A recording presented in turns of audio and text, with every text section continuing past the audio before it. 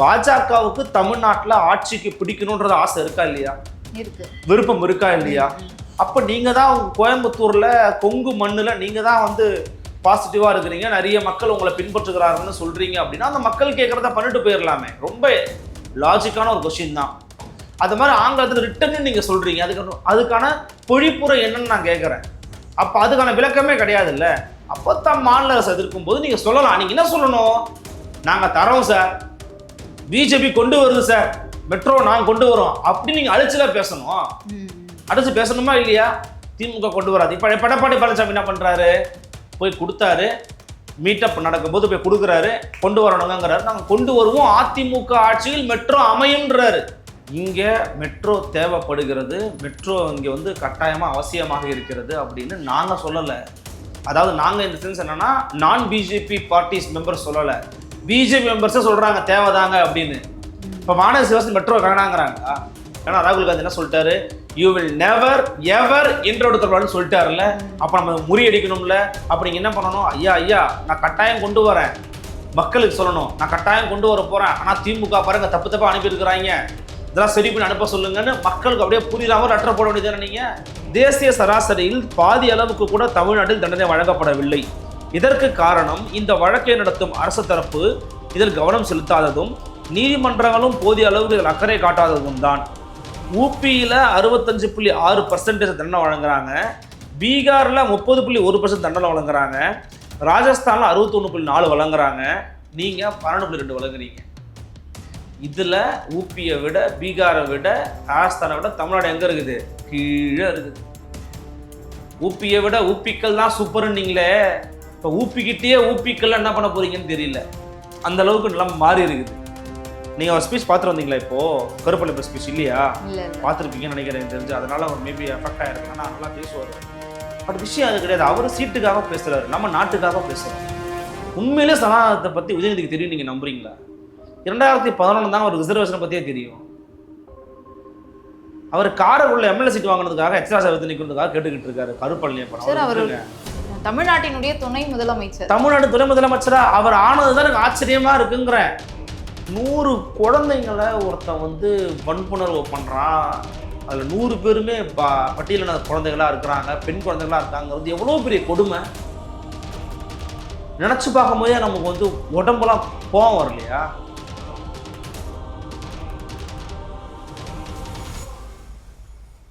நலம் தரும் நல்லார் சித்த மருத்துவமனை இதய நோய், சர்க்கரை நோய், பக்கவாதம், சிறுநீரக பிரச்சனை, தண்டுவடம் மற்றும் மூட்டு பிரச்சனைகளுக்கு மிகச்சிறந்த மருத்துவமனை கிருஷ்ணகிரி, சென்னை மற்றும் மதுரை.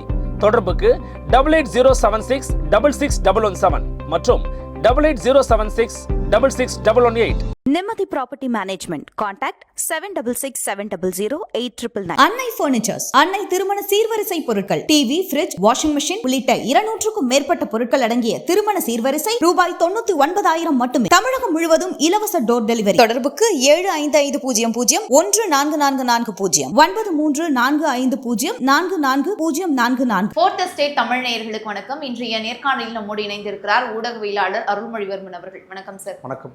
இப்போ 2 நாட்களாக பெரும் பேசும் பொருளாக இருக்கிறது, மதுரை மற்றும் கோயம்புத்தூரில் மெட்ரோ அமைப்பதற்கான ஒரு திட்டத்தை நாங்கள் ஒன்றிய அரசுக்கு அனுப்பியிருந்தோம், அதை நிராகரித்திருக்கிறது ஒன்றிய அரசு அப்படின்னு தமிழக அரசு குற்றம் சாட்டியிருக்கு. வேண்டுமென்றே ஒன்றிய அரசு இந்த மாதிரி காழ்ப்புணர்ச்சியோடு செயல்படுது அப்படின்னு குற்றம் சாட்டிட்டாங்க. இதில் என்ன நடக்குது?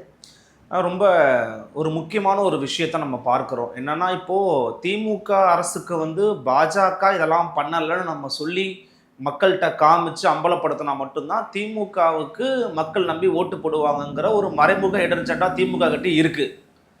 பாஜகவுக்கு தமிழர்கள் மேலே, தமிழ்நாட்டு மேலே ஒரு ஒவ்வாமை இருக்கான்னு கேட்டிங்கன்னா அதுவும் இருக்குது. ஓகேவா? நம்ம ரெண்டுத்தையுமே வந்து சமமாக பகுப்பாய்வு பண்ணணும். இப்போ இந்த மெட்ரோ விவகாரத்தை எடுத்துக்கிட்டோம் அப்படின்னா, இந்த மெட்ரோ விவகாரத்தில் கோயம்புத்தூருக்கும் மதுரைக்கும் ரொம்ப நாளாக கேட்டுக்கிட்டு இருந்தாங்க, மெட்ரோ கொடுக்கணும்னு. அது தொடர்பாக ஒன்றிய அரசுக்கு அவங்க சில கொட்டேஷன்ஸை போட்டு அனுப்புகிறாங்கம்மா. இப்போ ரிட்டர்ன் பண்ணியிருக்கிறாங்கன்னு சொல்கிறாங்க. இப்போ பாஜகவை கேட்டால் நாங்கள் ரிட்டர்ன் தான் பண்ணியிருக்கிறோம், ரிஜெக்ட் பண்ணலை அப்படிங்கிறாங்க. பட் டெக்னிக்கலி ரிட்டர்ன் அப்படிங்கிறதே நாங்கள் திருப்பி அனுப்பிட்டோம். இப்போ நீங்கள் எந்த ஒரு கோரிக்கை வைக்கிறீங்க, ஃபார் எக்ஸாம்பிள் நீங்கள் எங்கிட்ட வந்து ஒரு பணி உயர்வு தொடர்பாகவோ இல்லை வேறு ஏதோ ஒரு ஊதியம் தொடர்பாகவோ, நீங்கள் உங்களுடைய யாரோ ஒரு அலுவலகத்தில் வேலை பார்க்குறீங்க, நீங்கள் மேலதிகாரிக்கு அனுப்புறீங்க, அவங்களுக்கு திருப்பி அனுப்பிட்டாருன்னா என்ன அர்த்தம்? இட் வில் நாட் ஹேப்பன், அவ்வளோதான், முடிஞ்சு போச்சு, அதெல்லாம் நீங்கள் ஸ்டாப் பண்ணிடணும், அவ்வளோதான். இப்போ அந்த மாதிரி ரிட்டர்ன் அனுப்பியிருக்கிறாங்க. அதுக்கு அவங்க சொல்லியிருக்கக்கூடிய காரணங்கள் தான் இங்கே வந்து பிரச்சனைக்குரியதாக பார்க்கப்படுகிறது. என்ன காரணம்? எஸ், இப்போ நீங்க வந்து அந்த கடிதத்தை பார்த்துருப்பீங்க. திமுக தரப்பினர் நீங்க ஒரு பேட்டி எடுத்திருந்தீங்க, அதிமுக தரப்பினர் நீங்க ஒரு பேட்டி எடுத்திருந்தீங்க. 2 பேரோட கருத்து உங்களுக்கு கிடைச்சிருந்தது. இப்ப விஷயம் என்னன்னா, அவங்க சொல்லக்கூடிய கருத்து என்ன, 2011ஆம் ஆண்டு சென்சஸ் அடிப்படையில் 15 லட்சம் அவ்வளவுதான் வந்து கோயம்புத்தூர்ல இருக்குது, மதுரையில் இவ்வளவு லட்சங்கள் தான் மக்கள் தொகை இருக்குது, அதன் காரணமாகவும் நாங்க வந்து ரிட்டர்ன் பண்றோம் அப்படிங்கிறத சொல்றாங்க. இன்னும் கொஞ்சம் டெக்னிக்கலாக சொல்கிற போது என்ன சொல்கிறாங்கன்னா, இவ்வளவு மீட்டரில் சாலை இருக்கணும், இவ்வளவு மீட்டரில் நீங்கள் கொடுத்துருக்குற ப்ரொஜெக்ஷன்ஸில் நிறைய மிஸ்டேக்ஸ் இருக்குது அப்படிங்கிற மாதிரி சொல்கிறாங்க. இப்போ நீங்கள் ரிட்டர்ன் பண்ணும்போது, இப்போ ஃபார் எக்ஸாம்பிள், இப்போ நீங்கள் வந்து என்கிட்ட ஒரு ப்ராஜெக்ட் சப்மிட் பண்ணுறீங்க, நான் உங்கள்கிட்ட வந்து ரிட்டர்ன் பண்ணும்போது, இதெல்லாம் கரெக்ஷன்ஸ் இருக்குது, இந்த கரெக்ஷன்லாம் பண்ணிவிட்டு இதெல்லாம் உங்களுக்கு வந்து மீட்டப் ஆகுதான்னு பார்த்துட்டு நீங்கள் எனக்கு திருப்பி அனுப்புங்கம்மா நான் சொன்னேன்னா, தட் இஸ் ஃபேர் அனஃப், ஒன்றும் பிரச்சனை கிடையாது. நீங்கள் திருப்பி அனுப்ப போகிறீங்க, நான் அதை ஓகே பண்ண போகிறேன்னு புரிஞ்சுக்கலாம். ஆனால் அதெல்லாம் எதையுமே சொல்லாமல் நீங்கள் பொதுவாக மொட்டை கடுதாசி மாதிரி நீங்கள் திருப்பி அனுப்புனீங்க அப்படின்னா என்ன அர்த்தம்? ஆனால் அர்பன் டெவலப்மெண்ட் என்னென்ன மாதிரியான தவறுகள்லாம் திமுக அரசு செய்திருக்கு அப்படின்னு அதை குறிப்பிட்டு தான் அவங்க அனுப்புறாங்க அந்த கடிதம். நான் என்ன கேட்குறேன்னா, தவறுகள்னா இதெல்லாம் நீங்கள் சரி பண்ணிட்டு எனக்கு அனுப்புங்கன்னா நீங்கள் சொல்லிக்கணும். அப்படி ஒரு வார்த்தை இருக்கா அதில்? இதெல்லாம் please rectify this issues and send me பேக்னு ஏதாவது இருக்கா? அப்படி எதுவுமே இல்லைல்ல. ஒருவேளை அஃபிஷியலாக நீங்கள் டெக்னிக்கலாக சொல்ல மாட்டீங்களா? அப்போ அன்அஃபிஷியலாக நீங்கள் பேசியிருக்கணும்ல. இப்போ சரியா ஒரு கோயம்புத்தூர் வந்துட்டு போன போது இவர் இதை பண்றாங்கன்றது ஒரு அரசியல் தான் வச்சுக்கோங்களேன். இன்னொன்று அதுக்கான வாய்ப்பாக அந்த கடிதம் அமைந்து விடுகிறது. என்னுடைய கேள்வி என்னன்னா, பாஜகவுக்கு தமிழ்நாட்டில் ஆட்சிக்கு பிடிக்கணும்ன்றது ஆசை இருக்கா இல்லையா? இருக்கு. விருப்பம் இருக்கா இல்லையா? அப்போ நீங்க தான் உங்க கோயம்புத்தூர்ல கொங்கு மண்ணுல நீங்க தான் வந்து பாசிட்டிவா இருக்கிறீங்க, நிறைய மக்கள் உங்களை பின்பற்றுகிறாருன்னு சொல்றீங்க அப்படின்னா அந்த மக்கள் கேட்கறத பண்ணிட்டு போயிடலாமே. ரொம்ப லாஜிக்கான ஒரு கொஸ்டின் தான். 2011ஆம் ஆண்டு நடைபெற்ற அந்த சென்சஸ் அடிப்படையில் உங்களுக்கு மக்கள் தொகை 15 லட்சம் அப்படின்னா, இன்னைக்கு நம்ம ஆண்டு 2025, கிட்டத்தட்ட 13 ஆண்டுகள் நம்ம தாண்டிட்டோம். இவ்வளவு ஆண்டுகளாகியும் அங்கே வந்து மக்கள் தொகை உயராமல் இருக்குமா? அப்போ ரொம்ப ஈஸியாக தெரியுது, சபர்பன்லேயே அர்பன்லேயே நீங்கள் சேர்த்திங்கனாலே கூட உங்களுக்கு மக்கள் தொகை வந்து கண்டிப்பாக கூட்டி தான் இருக்கும். அப்போ நீங்கள் என்ன பண்ணணும், இப்போ வானதி ஸ்ரீனிவாசன் அம்மையாரோ அல்லது மற்ற பாஜகவினரோடோ அல்லது அண்ணாமலை அவரோ என்ன சொல்கிறாங்கன்னா, இதெல்லாம் சேர்த்து நீங்கள் கொடுத்தீங்கன்னா கொடுப்பாங்கன்றாங்க. அப்போ சேர்த்து கொடுக்கணும் அப்படிங்கிறத கூட ஏன் ஒன்றிய அரசு வலியுறுத்தலை? நீங்கள் வலியுறுத்த வேண்டியது தானே. அப்போ இன்னொரு விஷயம் என்ன பண்ணியிருக்கணும்னா, தமிழ்நாடு அரசு இந்த மெட்ரோவுக்கு எங்கெல்லாம் அனுமதி கொடுத்து, இப்போ என்ன சொல்கிறாங்கன்னா 20 லட்சத்தை விட குறைவாக இருக்கிற ஆக்ரா கொடுத்துருக்குறாங்க, மத்திய பிரதேஷ் கொடுத்துருக்குறாங்கன்றாங்க. நம்ம மற்ற எக்ஸ்பர்ட்ஸ்ட கேட்கும்போது ஆக்ரால தாஜ்மஹால் இருக்குது, சுற்றுலா தலங்களோ மற்ற விவகாரங்களோ ரொம்ப இம்பார்ட்டண்ட்டான பிளேசஸ்க்கு அவங்க கொடுக்குறாங்கன்னு அவங்க சொல்றாங்க. இப்போ அது இல்லை மேட்ரு, இவங்களுக்கு தராதுக்கு நீங்க சொல்லக்கூடிய ரீசன் என்ன, அது கன்வின்சிங்கா இருக்குதா இல்லையாங்கிறதா இப்ப பிரச்சனை. அப்ப அது கன்வின்சிங்கா இல்லாத போது இன்னொன்னு முழுசா நாங்க இதை ரிஜெக்ட் பண்ணிட்டோம் அப்படின்னும் அதுல குறிப்பிடல இல்லையா? அப்ப அதையும் நம்ம எடுத்து அதான் சொல்றேன், ரிட்டர்ன் நீங்க பண்றீங்க, we are returning this to the state government. சொல்ல ரிட்டர்ன் என்ன மீனிங்? அப்போ ஏன்னா இல்ல ஆங்கில வார்த்தைகளை பொறுத்த வரைக்குமா நிறைய உள்ளர்த்தங்கள் இருக்கு. நம்ம தமிழ்ல மட்டும்தான் அன்பு வேற, காதல் வேற, பாசம் வேற, நேசம் வேற, மரியாதை வேற, எல்லாமே வேற. ஆனா ஆங்கிலத்துல பொதுவா லவ் மட்டும்தான். அங்கிள்னு ஒரே வார்த்தை தான் சொல்லுவான், நம்ம மாமா சித்தப்பா பெரியப்பான்னு எல்லாமே சொல்லுவோம். அது மாதிரி ஆங்கிலத்துல ரிட்டர்ன்னு நீங்க சொல்றீங்க, அதுக்கான பொழிப்புரை என்னன்னு நான் கேட்கறேன். அப்ப அதுக்கான விளக்கமே கிடையாது இல்ல. அப்போ தான் மாநில அரசு எதிர்க்கும் போது நீங்க சொல்லலாம், நீங்க என்ன சொல்லணும், நாங்க தரோம் சார், பிஜேபி கொண்டு வருது சார், மெட்ரோ நாங்க கொண்டு வரோம் அப்படி நீங்க அழிச்சுல பேசணும். அடிச்சு பேசணுமா இல்லையா? திமுக கொண்டு வராது. இப்ப எடப்பாடி பழனிசாமி என்ன பண்றாரு, போய் கொடுத்தாரு, மீட்டப் நடக்கும்போது போய் கொடுக்குறாரு, கொண்டு வரணுங்கிறாரு, நாங்க கொண்டு வருவோம், அதிமுக ஆட்சியில் மெட்ரோ அமையும்ன்றாரு. சொல்றாரா இல்லையா? ஏன்னா அவர் கூட்டணியில் இருக்கிறாரு. இன்னொன்று இது அவருக்கு ரொம்ப நல்ல ஒரு அரிய ஒரு வாய்ப்பு, செம்மையா யூஸ் பண்ணிக்கலாம். நம்ம இன்னும் ஸ்ட்ராங் ஆகிக்கலாம். மதுரையிலையும் கொங்கு பகுதியான கோயம்புத்தூர்லையும் அதிமுகவை இன்னும் நம்ம வந்து பில்டு பண்ணலாம் அப்படிங்கிறதுக்கான ஒரு வாய்ப்பாக இதை எடப்பாடி பழனிசாமி பயன்படுத்துறாரு. திமுக அதை சரியா உள்வாங்கிக்கல அப்படின்னு ஒரு குற்றச்சாட்டை வைக்கிறாரு. இப்போ நாம இதை வந்து பகுப்பாய்வு பண்ணும்போது பிஜேபிக்கு தமிழ்நாட்டுக்கு மேல எப்போதும் ஒரு ஒவ்வாமை இருந்து கொண்டு தான் இருக்கும். சென்னையிலேயே இவங்களுக்கு மெட்ரோ இருக்குது, இன்னும் எல்லா இடத்துக்கும் மெட்ரோ வேணுமாமா அப்படின்னு நினைக்கலாம். இல்லை இவங்க வளர்ந்து அதில் இன்னொன்று சில விஷயம் என்ன குறிப்பிடுறாங்கன்னா, நீங்கள் உங்கள் வசதிக்கு ஏற்ற மாதிரி வேணா பேருந்து அப்படின்னு அமைச்சுக்கோங்க நமக்கு சஜஷன்ஸ் கொடுக்குறாங்க, அதில் கொடுத்துருக்குறாங்க, அந்த லெட்டரில் கொடுத்துருக்குறாங்க. அதெல்லாம் கொடுக்க வேண்டிய அவசியமே இல்லையே. மெட்ரோ எதுக்கு அமைக்கிறோம்? அங்க வந்து இலகுவா எல்லா வந்து வேலைகளும் செய்யணும் அப்படின்னா. ஆனா அங்க வந்து இவங்க போட்டிருக்கக்கூடிய அந்த மேப்ல என்னன்னா பஸ் மற்றும் மெட்ரோ இது ரெண்டுத்தையும் கம்பேர் பண்ணோம் அப்படின்னா 2-3 நிமிடம் வந்து தாமதமாக தான் மெட்ரோ போகுது அப்படின்ற மாதிரி அந்த லெட்டர்ல வந்து குறிப்பிட்டிருக்காங்க. இல்ல அப்ப நீங்க ரெக்டிஃபை பண்றதுக்கான விஷயத்த நீங்க திரும்ப கேட்கணும். திரும்ப சொல்றேன், மெட்ரோ அங்க தேவையே இல்லை அப்படிங்கிற முடிவுக்கு நீங்க எப்படி வர முடியும்? என் கேள்வி ரொம்ப சிம்பிள். அங்க அவங்க திமுக திருப்பி ஒன்றிய அரசு வந்து இதை வந்து விளக்குறாங்க அப்படின்னா இந்த மெட்ரோ அமைக்கணும் அப்படின்னா ஒண்ணு வந்து ஒன்றிய அரசு மற்றும் தமிழக அரசு இந்த 2 அரசும் சேர்ந்து தான் வந்து பட்ஜெட் போடுவாங்க. அது 50% பிஜேபி ஒன்றிய அரசு மட்டும் காசு கொடுக்கல, நம்மளுடைய உங்களுடைய வரி பணமும் அதுல இருக்குது. அது 50% தமிழக அரசு, 50% ஒன்றிய அரசு. மீதி பணத்தை எல்லாம் அண்டை நாடான ஏதோ ஒரு நாட்டுக்கிட்ட இருந்து வாங்கிதான், கடனா வாங்கிதான் நம்ம இங்க அமைக்க போறோம். அப்போ வந்து நமக்கு அந்த கடனை வந்து கட்டணும் இல்லையா? அதற்கான கால அவகாசம் எப்படி வந்து மக்கள் வந்து அதை பயன்படுத்துறாங்க அன்றாடம், அதெல்லாம் வச்சுதான் வந்து நாங்க இதை கொடுப்போம் அப்படின்றதுனால தான் இவ்வளோ பெரிய விளக்கம் வந்து கொடுத்துருக்காங்க அப்படின்னு சொல்லப்படுது. இந்த விளக்கங்கள் எல்லாத்துடைய அல்டிமேட் கோல் என்னவா இருக்கணும்? இங்க மெட்ரோ தேவைப்படுகிறது, மெட்ரோ இங்க வந்து கட்டாயமா அவசியமாக இருக்கிறது அப்படின்னு நாங்க சொல்லல. அதாவது நாங்க இந்த சென்ஸ் என்னன்னா நான் பிஜேபி பார்ட்டிஸ் மெம்பர்ஸ் சொல்லல, பிஜேபி மெம்பர்ஸே சொல்றாங்க தேவைதாங்க அப்படின்னு. இப்ப மாநகர சிவாசி மெட்ரோ வேணாங்கிறாங்களா? இல்ல. அண்ணாமலை மெட்ரோ வேணாங்கிறாரா? அப்ப அவங்க இன்னமும் மெட்ரோ வேணுங்கிறது தானே. அப்ப மெட்ரோ நாங்க அமைப்போம், இதை சீர்படுத்தி கொடுங்கல ஒன்றிய அரசாங்கம் சொல்லணும். நான் கேட்குற கேள்வி ரொம்ப சிம்பிள். மெட்ரோ வேணுங்கிறியா வேணாங்கிறியா? பிஜேபி வேணும்னு சொல்லக்கூடியது அவங்க கட்சியினுடைய லோக்கல் நிர்வாகிகள், லோக்கல் லீடர்ஸ் சொல்றாங்க.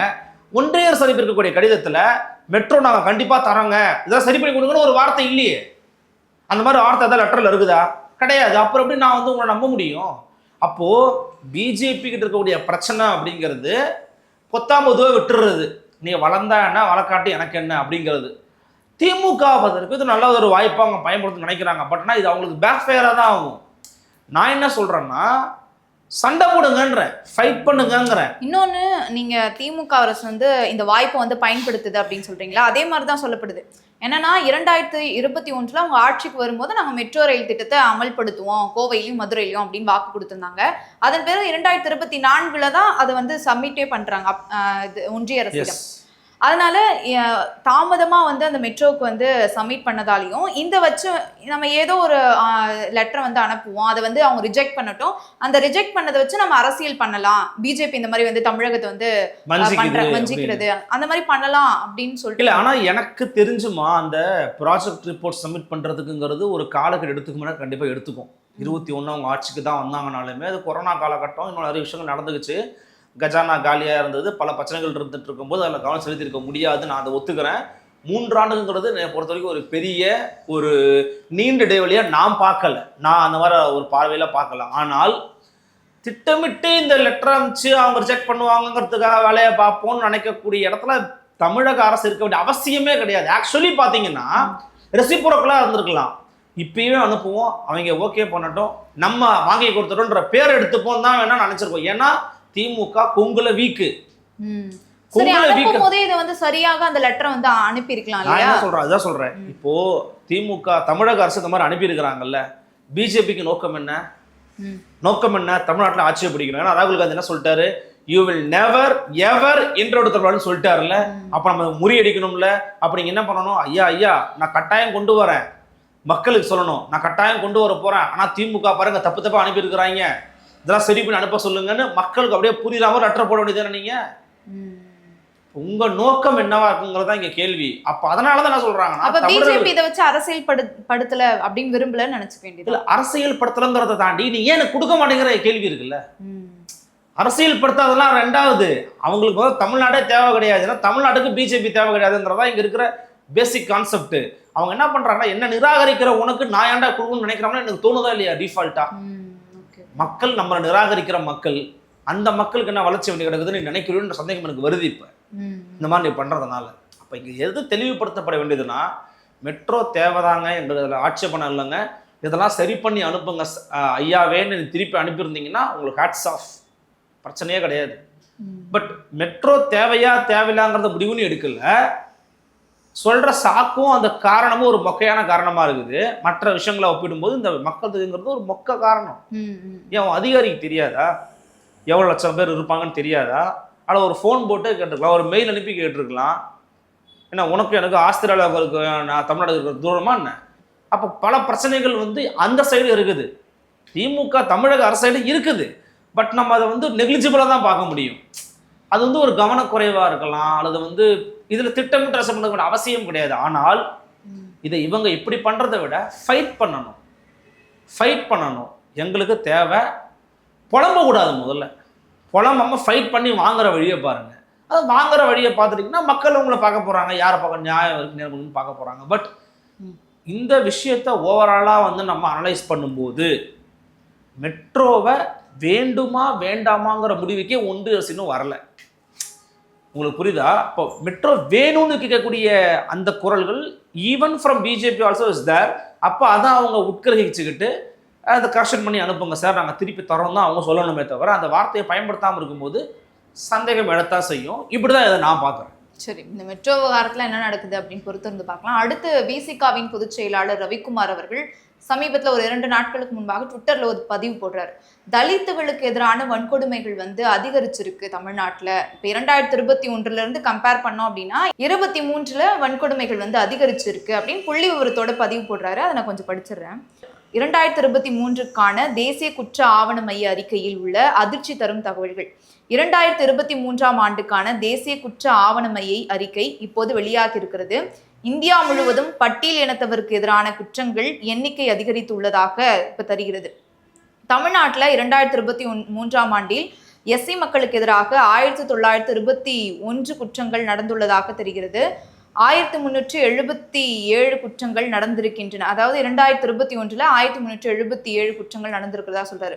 அதைவிட சுமார் 400 குற்றங்கள் அதிகரித்து 2022 1767 எண்ணிக்கை உயர்ந்திருக்கிறது. 2023 அது 1921 அதிகரித்திருக்கிறது. அண்டை மாநிலங்களான ஆந்திரா, தெலுங்கானா, கர்நாடகா முதலானவற்றில் 2022ஆம் ஆண்டை விட எஸ்சி மக்களுக்கு எதிரான குற்றங்கள் எண்ணிக்கை 2023ஆம் ஆண்டில் குறைந்துள்ளது. ஆனால் தமிழ்நாட்டில் அதிகரித்திருக்கிறது அப்படின்னு சொல்லியிருக்காரு. ரொம்ப ஒரு முக்கியமான ஒரு விவகாரம். தமிழ்நாட்டில் பெரிய ஊடகங்கள், பெரிய பத்திரிகையாளர்கள், நடுநிலையாளர்கள், சமூக போராளிகள்லாம் எடுத்து பேசியிருக்க வேண்டிய, டிஸ்கஸ் பண்ணியிருக்க வேண்டிய ஒரு விஷயம்.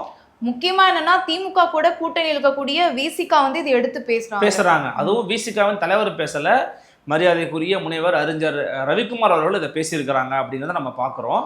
அதுவும் தனியாக ஒரு வீடியோவும் போட்டிருக்கிறார். முதல்ல இது அவரோட கருத்தா, அவருடைய டேட்டாவான்னு கேட்டால் அவர் டேட்டாவும் இல்லை, நேஷனல் கிரைம் பியூரோவோட மினிஸ்ட்ரி ஆஃப் ஹோம் அஃபேர்ஸோடைய டேட்டாவை எடுத்து ஒரு வெளியில் சொல்லியிருக்கிறார். பாருங்க, அதிர்ச்சியாக இருக்குது அப்படின்னு. 2023ஆம் ஆண்டில் மட்டும் தமிழ்நாட்டில் நடைபெற்றிருக்கக்கூடிய தலித்து மக்களுக்கு எதிரான வன்கொடுமைகள், தாக்குதல் அப்படிங்கிறது மிக மிக அதிகமாகி இருக்கிறது. இதை விட அதில் கொடூரமான ஒரு விஷயத்த அவர் என்ன பதிவு பண்ணுறாரு தெரியுங்களா? இந்த விவகாரத்தை பொறுத்த வரைக்கும் அந்த ஓராண்டில் 135 தலித் பெண்கள் வன்புணர்வுக்கு உள்ளாக்கப்பட்டிருக்கிறாங்க. அதுல 100 குழந்தைகள் 18 வயசு கீழே. 135 தலித் பெண்கள் வன்கொடுமை செய்யப்பட்டிருக்காங்க அப்படிங்கிறதே ஒரு மிகப்பெரிய கால கொடுமை. உங்கள் சமூக நீதி மாடலுக்கு, உங்கள் திராவிட மாடலுக்கு விழுந்திருக்கக்கூடிய சாட்டை அடி, சவுக்கு அடி. அதுலயும் 100 குழந்தைகள் 18 வயசுக்கு கீழே இருக்கிறாங்கன்றதை கேட்கும் போதே திராவிட மாடலுக்கு ஒரு இழுக்கு அவமானம் நேரிட்டதான் நீங்க கருதலையா? வெட்கு தலைகுனிய வேண்டாமா? நம்ம தொடர்ச்சியாக இந்த ஆட்சி அமைந்ததிலிருந்தே நம்ம சொல்லிக்கிட்டு இருக்கிறது என்ன? இது தொடர்பாக நம்ம வழக்கறிஞர் புளியந்தோப்போட ஒரு பேட்டி எடுத்திருக்கோம், ஐயா மணி அவர்கள்ட்ட ஒரு பேட்டி எடுத்திருந்தோம். ஏன் இந்த மாதிரியான விஷயங்களை இந்த அரசாங்கம் கண்டுகொள்ளாமல் இருக்கு அப்படிங்கிறத பர்ஸ்பெக்டிவ்ஸை நம்ம வாங்கியிருந்தோம். இப்போ நமக்கு என்ன தெரிய வருது அப்படின்னா, இந்த அரசாங்கத்துக்கு இதன் மீதான அக்கறை பெருசாக கிடையாது. ஏன்னா அரசாங்கம் விரும்புறதெல்லாம் போலி சமூக நீதியும், போலி ஜனநாயகத்தையும், போலி பாதுகாப்பையும் தான். நம்மளே ஒரு முறை பேசியிருந்தோம் சில மாதங்களுக்கு முன்பாக. ஜாதி பேரெல்லாம் நீக்குன்னு ஒரு ஜீவோ, ஜிடி நாயுடுன்னு மேம்பாலத்துக்கு பேர் வச்சு ஒரு ஜீவோ. எவ்வளவு பெரிய முரண்! கேட்டால் நாயுடு ஜாதி பேர் இல்லைங்கிற, ஜாதி பேர் இல்லாமல் அது வேற என்ன பேருன்னு நம்ம கேட்டோம், பதில் இல்லை. ஆசிரியர் வீரமணி அவர்கள் ஜாதி பேரோட சேர்த்து வச்சு போட்டு ஆமா அப்படிதான் கூப்பிடுவோன்றாரு. அதே மாதிரி முத்துராமலிங்க தேவரும் தான் கூப்பிடுவோம், ராமலிங்கம் பிள்ளைன்னு தான் கூப்பிடுவோம், வாவேசு ஐயரும் தான் கூப்பிடுவோம்னு போடட்டுமே விடுதலைன்னு நம்ம கேட்டோம், பதில் வரல. ஏன்னா வராது. ஜிடி நாயுடு அப்படிங்கிறதுல நாயுடு பேரை நீக்குவதற்கோ அல்லது துறப்பதற்கோ உங்களுக்கு தயாரில்லை என்றால் நீங்கள் எதற்கு பெரியாரை பற்றி பேசுகிறீர்கள்? நீங்கள் பெரியார் முகமுடியை அழுத்து விட்டு சாதி முகமுடியை போட்டுக்குவாங்கன்ற, சாதி முகமுடியை போட்டுக்கிட்டோம். இப்போ அதனுடைய நீட்சி தான் இந்த விஷயம். இந்த ஆட்சிக்கு சமூக நீதியில் அக்கறை இல்லை, சாதி ஒழிப்புல அக்கறை இல்லை. ஆனா திமுகவினர் இந்த விவகாரம் தொடர்பாக என்ன சொல்றாங்க அப்படின்னா, திமுக ஆட்சிக்கு வந்த பிறகுதான் எங்களுக்கு இந்த மாதிரியான கொடுமைகள் அதிகரிச்சிருக்கு அப்படின்னு வெளிப்படையா எங்களுக்கான நீதி கிடைக்கும் அப்படின்னு காவல்துறையினரிடம் கம்ப்ளைண்ட்ஸ் கொடுக்குறாங்க. அந்த கம்ப்ளைண்ட் எண்ணிக்கை வச்சே இந்த மாதிரி அதிக அளவில் நடக்குது, நடவடிக்கை எடுக்கல அப்படின்னு சொல்ல முடியாது. இப்போ கர்நாடகாவை ஆந்திராவை நீங்க கம்பேர் பண்றீங்க அப்படின்னா அங்க எல்லாருமே கம்ப்ளைண்ட்ஸ் கொடுக்குறாங்களா, புகார் கொடுக்குறாங்களா அப்படின்னு சொல்றாங்க.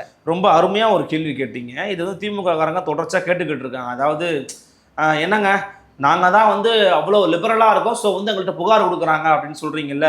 அப்போ நீங்கள் புகார் கொடுத்தா என்ன பண்ணணுமா? இப்போ நான் உங்கள்கிட்ட நீங்கள் ஒரு போலீஸ், நீங்கள் என்ன பண்ணுவீங்க? புகார் கொடுத்தா நடவடிக்கை எடுக்கணும். நடவடிக்கை எடுத்தாங்க நான் காட்டுவா உங்களுக்கு அப்படியே இருங்க.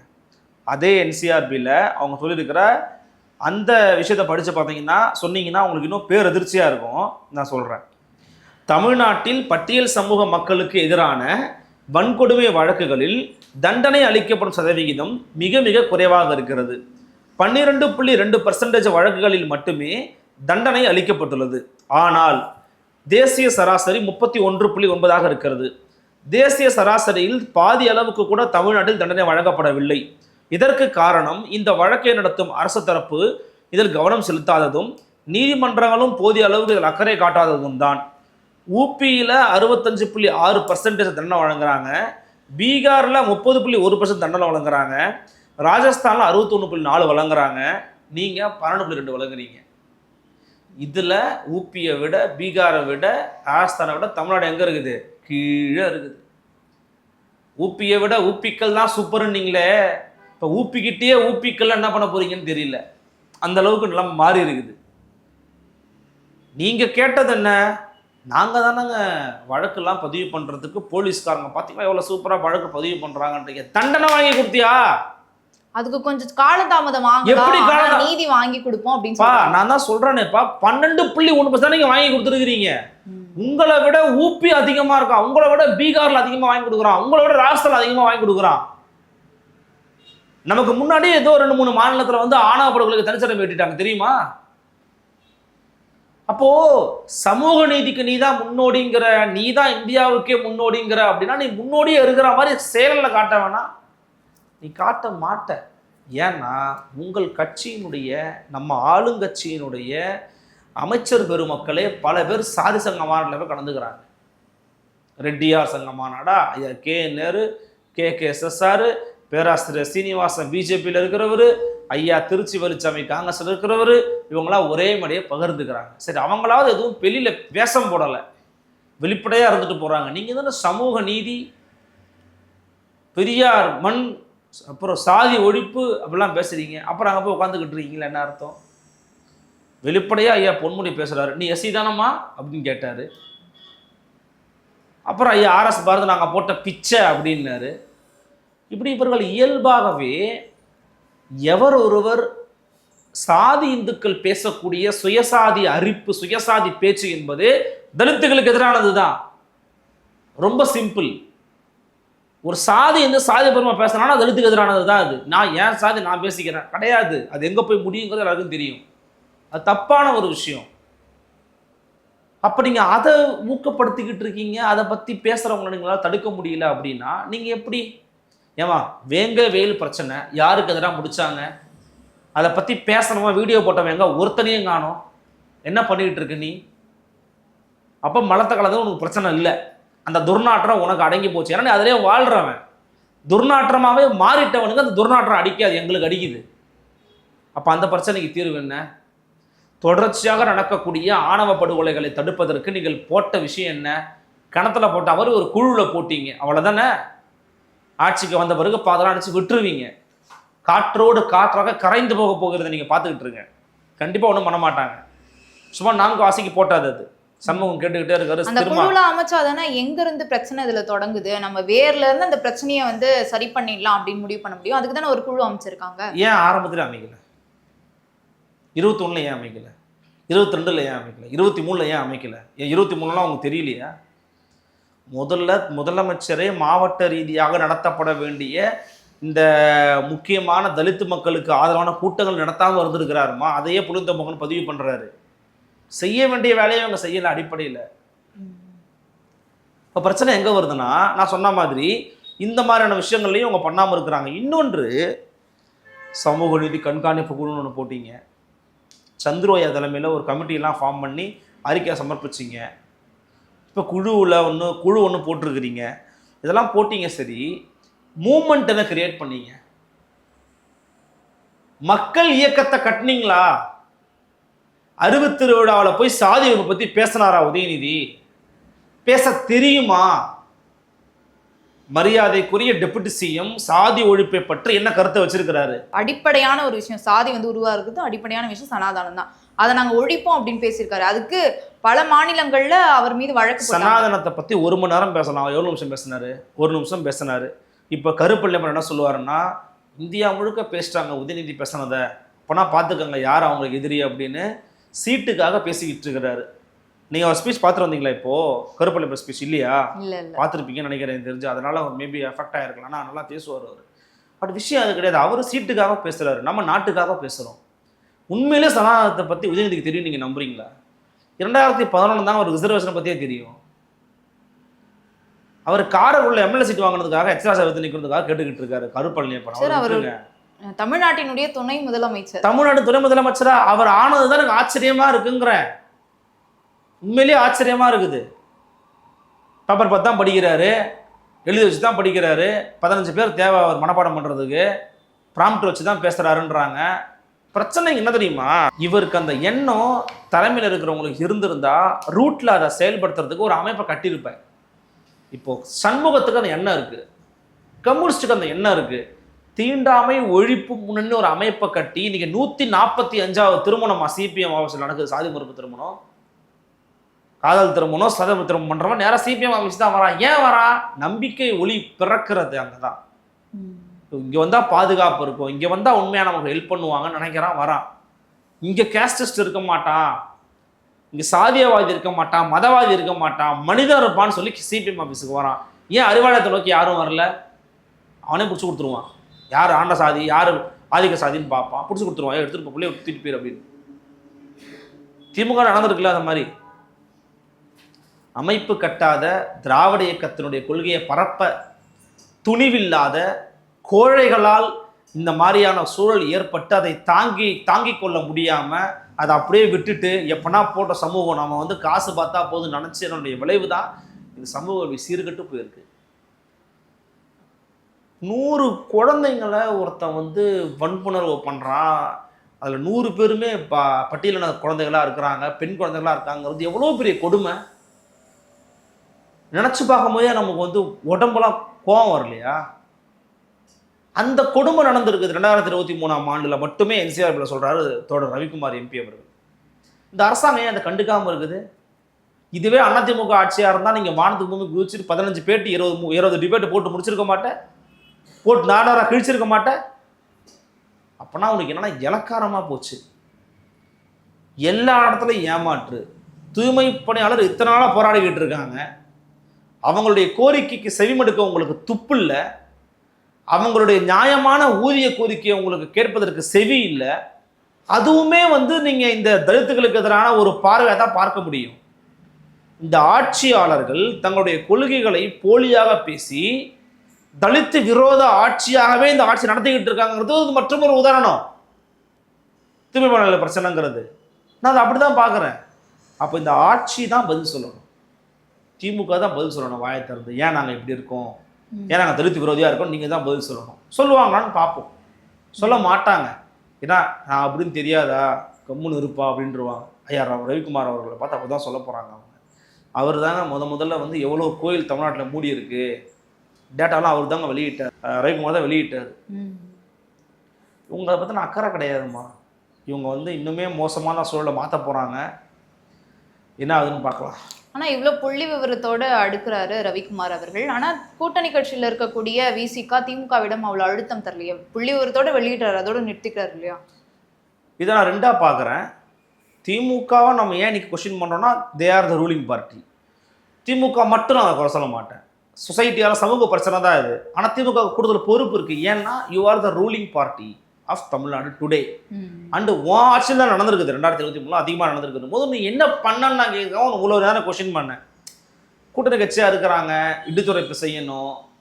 இத்தனைக்கும் ஆட்சி அதிகாரத்தில் பங்குங்கிறது நீங்கள் கோரிக்கை விட்டு கொடுக்கக்கூடாது. நம்ம நேரத்தில் ஆட்சி அதிகாரத்தில் பங்கு பெற்று இதை நீங்கள் குறைப்பதற்கான வேலையை நீங்கள் பார்க்க துவங்கணும் இல்லையா? அப்படி தானே பண்ணணும். அப்போ தானே அது உண்மையான ஒரு தன்னாட்சியை, ஒரு சுயமரியாதையை நிலைநிறுத்தக்கூடிய விஷயமா இருக்கும். அதை நீங்கள் இவங்க பண்ணலை. அப்போ அதை பண்ணுறதுக்கான வேலையை விசிக அதிகப்படுத்தணுங்கிறத என்னுடைய கோரிக்கை. ஒரு கடத்துக்கு மேலே விசிகாவில் எதுவும் பண்ண முடியாது. இவ்வளோதான் அவங்களால பேச முடியும். அவரே சொல்கிறார் இந்த ஆட்சிக்கு தீர்ப்பு வரணுங்கிறாரு. அப்போ இந்த ஆட்சி இருக்கக்கூடிய குறைய சுட்டி காட்டுக்கூடத்தில் அவர் இருக்கிறாருல்ல, சொல்லலாம்ல, என்ன பண்ணுறாங்கன்னு கேட்கலாம்ல. ரொம்ப ஸ்லோவாக மெத்தனமாக இருக்குது இந்த அரசு. இந்த அரசு இவ்வளோ தூரம் செயல்பட்டு வந்ததே பெரிய விஷயம்னு நினைக்கிறேன் நான். என்ன ஆக போது நம்ம தலையெழுத்து. துணை முதலமைச்சர் உதயநிதி ஸ்டாலின் அவர்கள் சமஸ்கிருதம் ஒரு செத்த மொழி அப்படின்னு சொல்லியிருக்காரு சார். அதான் என்னன்னா, அது இந்த விழாவில் பேசுகிற போது மோடி ஐயா வந்து தமிழ் நான் படிக்க முடியலையேன்னு வருத்தப்படுறன்ற மாதிரிலாம் ஃபீல் பண்ணி பேசியிருந்தாரு. அப்படி ஃபீல் பண்ணி பேசுறீங்கன்னா நீங்கள் வந்து தமிழுக்கு கடந்த 10 ஆண்டுகளை ஒதுக்கின நிதியையும் செத்தமிழ் சமஸ்கிருதத்துக்கு நீங்கள் 10 ஆண்டு ஒதுக்கின நிதியையும் ஒப்பிட்டு பாருங்க அப்படின்னு ஒரு வார்த்தையை பயன்படுத்தியிருக்கிறாரு டெபுட்டி சிஎம். இதுதான் வந்து விஷயம். அவர் சத்தமிழ் சமஸ்கிருதம் ரொம்ப வீரியமாலாம் ஒன்றும் அதை கொண்டு போகல, இப்படி பொதுவாக போகிற போக்கில் சொல்லிட்டு போயிட்டாரு. அது ஃபேக்டா, இன்ஃபர்மேஷன் ஃபேக்டானா ஃபேக்ட் தான். நீ சமஸ்கிருதத்துக்கு ஒதுக்குற நிதியை விட தமிழுக்கு ஒதுக்குற நிதிங்கிறது கம்மி, குறைவு தான். ஏன் நிறைய ஒதுக்குறீங்க? அந்த மொழி என்னாச்சு? உதயநிதியினுடைய பாஷையில் டைரெக்டாக சொல்ல முடியாது, செத்து போயிட்டு இருக்கிற மொழின்னு வேணால் சொல்லலாம். தப்பு இல்லை, அது தப்பு கிடையாது. செத்து போயிட்டு இருக்கிற மொழி அப்படின்னா சமஸ்கிருதத்தை சொல்லலாம். ஏன்னா இன்னும் அது இருக்கிறது வெறும் கருவறையில் மட்டும்தான். அதுவும் ஒரு குறிப்பிட்ட கேங் மட்டும் தான் அதை பேசுகிறாங்க, குறிப்பிட்ட குழுவினர் தான் பேசுகிறாங்க, அதுவும் சாமி கிட்ட மட்டும்தான் பேசுகிறாங்க அப்படின்னு அவங்க சொல்கிறாங்க. நாங்கள் தமிழ்லேயே பேசணும்னு சொல்கிறோம். ஏன்னா சேகர்பாபு ஹெல்ப் பண்ணுறாரு அவங்களுக்குலாம், அதனால் ஒரு சமஸ்கிருதத்தில் பேசிக்கிட்டு இருக்காங்க.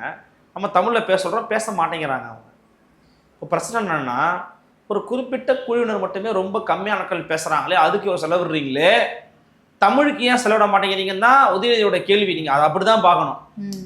இப்போ பாருங்களேன், இவர் ஹீரோ ஆக்கிடுவாங்க, உண்மையை ஹீரோ ஆக்கிடுவாங்க. இது ஒரு சப்ப மேட்ரு.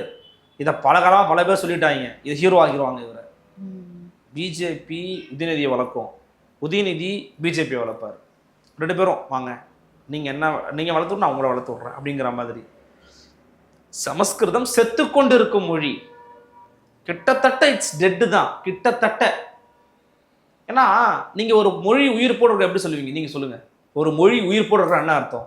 மக்கள் அந்த மொழியை பேசணும், அடுத்து எழுத்து இருக்கணும், பேச்சு இருக்கணும், அதை நீங்கள் பயன்பாட்டில் இருக்கணும், வணிக மொழியாக அது மாறி இருக்கணும். இப்படி பல விதமான விவகாரங்கள் இருக்குது.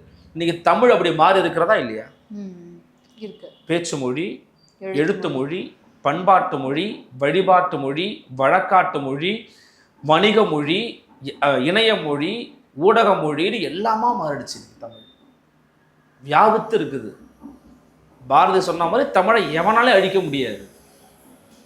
தமிழ் எல்லாத்தையும் உள்வாங்கிற ஆற்றல் கொண்டது. தமிழர்களாக தான் உலகம் முழுக்க பரவி இருக்கான். உலகத்திலேயே முன்தோன்றிய மூத்த மொழி தமிழ் மொழிங்கிறதா இன்னைக்கு இருக்கக்கூடிய எல்லாரும் சொல்லக்கூடிய அறிவியல் ரீதியான விவகாரங்கள். அந்த அளவுக்கு இருக்கக்கூடிய தமிழுக்கு நீ ஒதுக்குற தொகை எவ்வளவு? 50 கோடி, 100 கோடி, 200 கோடி. ஆனால் சமஸ்கிருதத்துக்கு ஒதுக்குற தொகை 2400 கோடி ஒதுக்கியிருக்கிறேன்னு அவர் சொல்கிறார். இப்போ நீங்கள் எதுக்காக ஒதுக்குறீங்கன்னா, செத்து போய்கிட்டு இருக்கிற மொழியை காப்பாற்றணுங்கிறதுக்காக தான் நான் ஒதுக்குறோன்னு முதலே இவங்க சொன்னாங்க. நிறைய பேர் நீங்கள் எதனா சத்த மொழிங்கிறீங்க, உயிர்ப்பிக்க வேணாமாங்க, அதனால் ஒதுக்குறோன்னு சொன்னாங்க. இன்றைக்கி ரொம்ப கோவம் வருதுங்கிறாங்க. பிஜேபியோட கோவத்தை புரிஞ்சிக்கவே முடியல. சார் நியர்லி டெட் லாங்குவேஜுங்க. உங்களுக்கு சமஸ்கிருதம் தெரியுமா? தெரியாது. எனக்கு தெரியாது, கேமராமேனுக்கு தெரியாது, மற்றவங்களை எத்தனை பேருக்கு தெரியும் எனக்கு தெரியாது.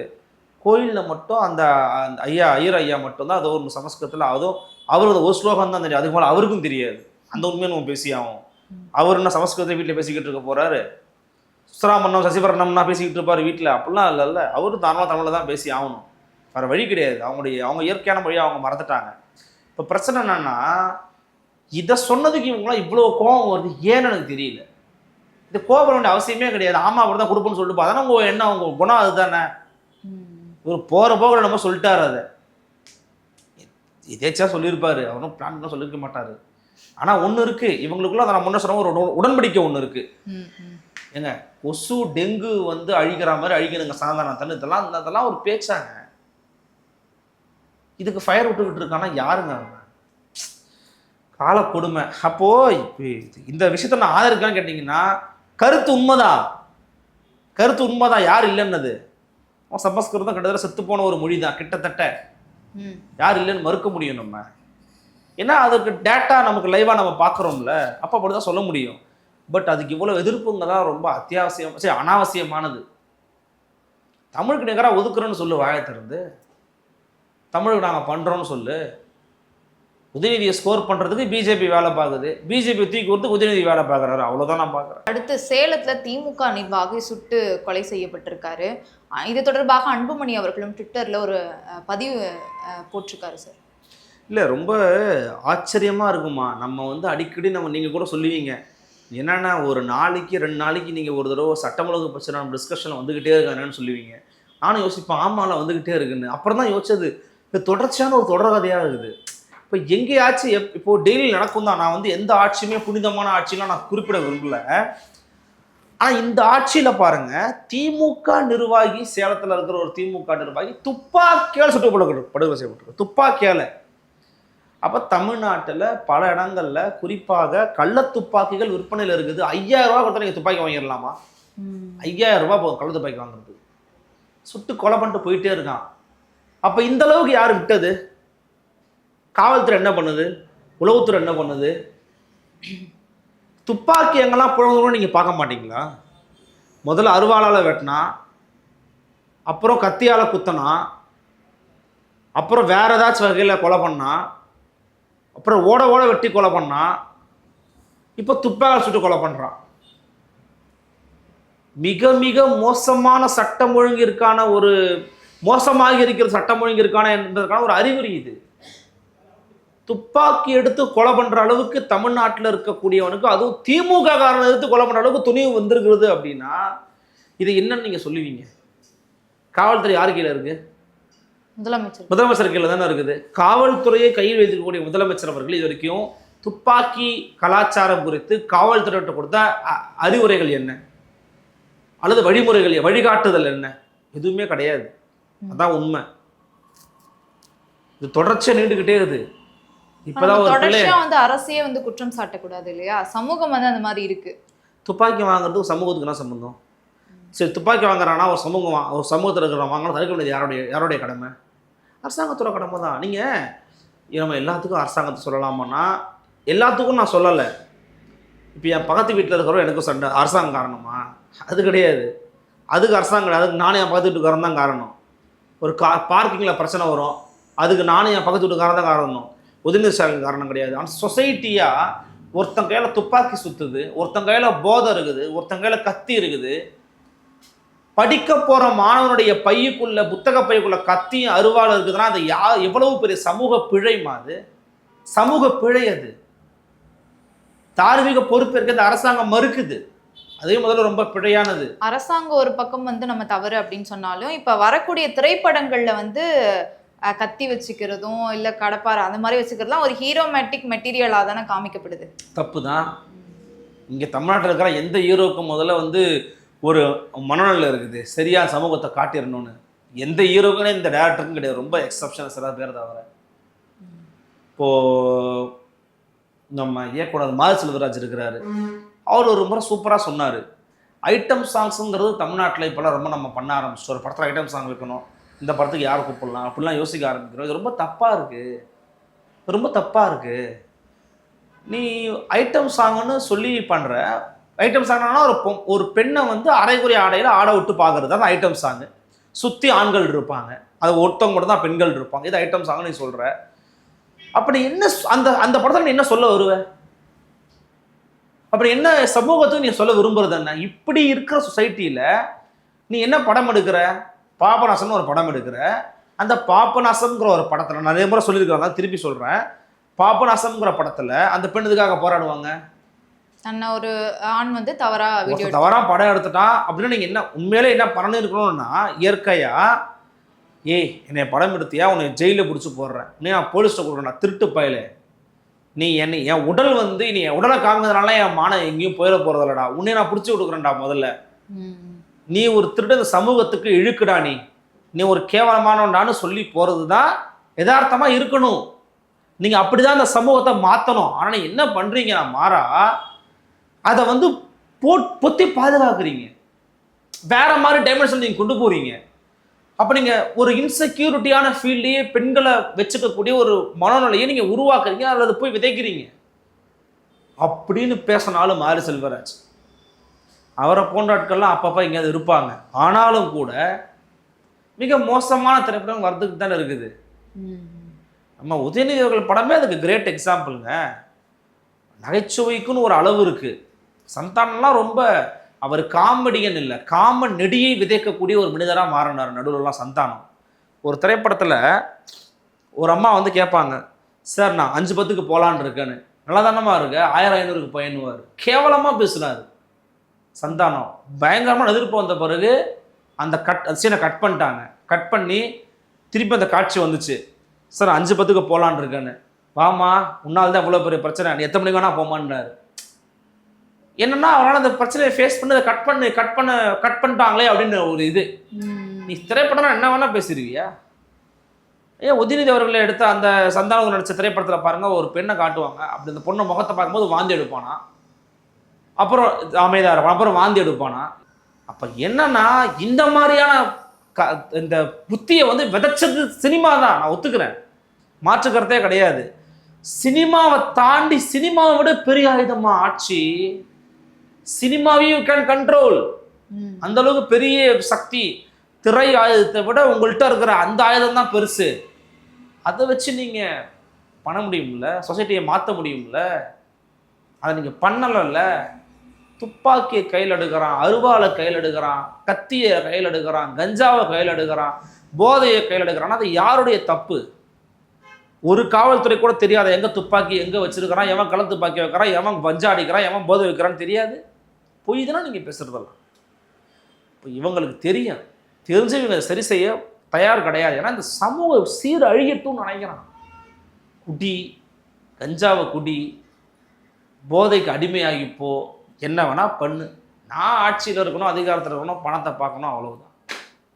இப்படியே போயிட்டு இருந்துச்சுன்னா சொசைட்டி வந்து ரொம்ப மோசமான சொசைட்டியாக மாறிடும்.